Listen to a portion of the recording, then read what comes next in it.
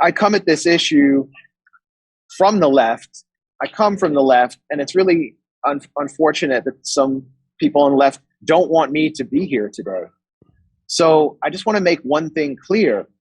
When people all around the world are marching against the mandates in their own societies, from the indigenous Bolivians of El Alto and La Paz, to Moroccans of Casablanca, to Iranians in Tehran, from Beirut to Berlin to Boston, it's pretty clear that this is not a left-right issue.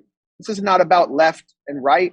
This is about our rights, our basic rights that we fought for. This is about decent working people trying to hold on to their humanity, their bodily autonomy, their rights, and their very sanity against a cold and ruthless corporatist machine that seeks to reduce every individual to a QR code and condition their participation in society on their compliance with a mandate.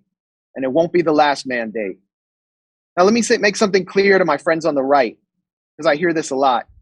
The extra-constitutional biomedical regime being imposed on us is not socialism. This is not socialism.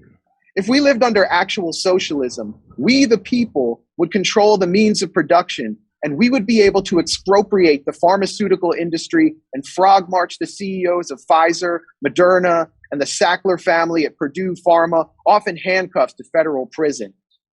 In reality, when Big Pharma and its investors control our governments, when they own the FDA, when they've turned our politicians into sales reps, so now Pfizer and Moderna make combined profits of $65,000 per minute while working class Americans suffer the sharpest increase in poverty in 50 years.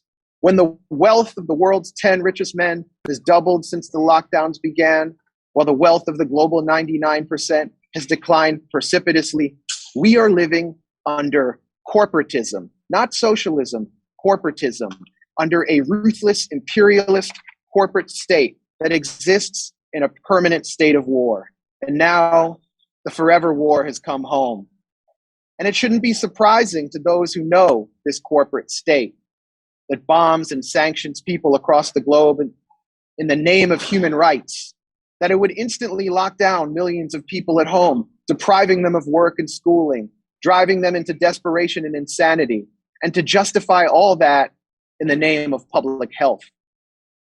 See, the same corporate state that lied about weapons of mass destruction to manufacture consent for a war in Iraq had no problem lying about gain-of-function research sponsored by the Pentagon's DARPA Research Unit and the U.S. Agency for International Development.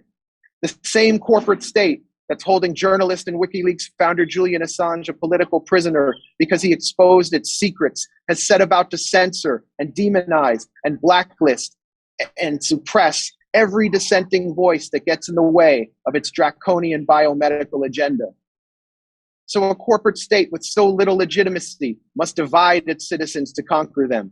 And that's why it's polarized us between the vaccinated and unvaccinated, scapegoating the latter group and blaming it for its own failures in order to shatter the solidarity of the 99%. This corporate state has given us two corporate parties, hundreds of corporate media outlets brought to you by Pfizer, the arms industry, and Wall Street, and only two medical options when it comes to the coronavirus, Pfizer and Moderna. So here's my message to the corporate state and its media stenographers. COVID might have temporarily taken away our sense of smell, but we can smell the steaming pile of bullshit that you're cooking, and we're not buying it.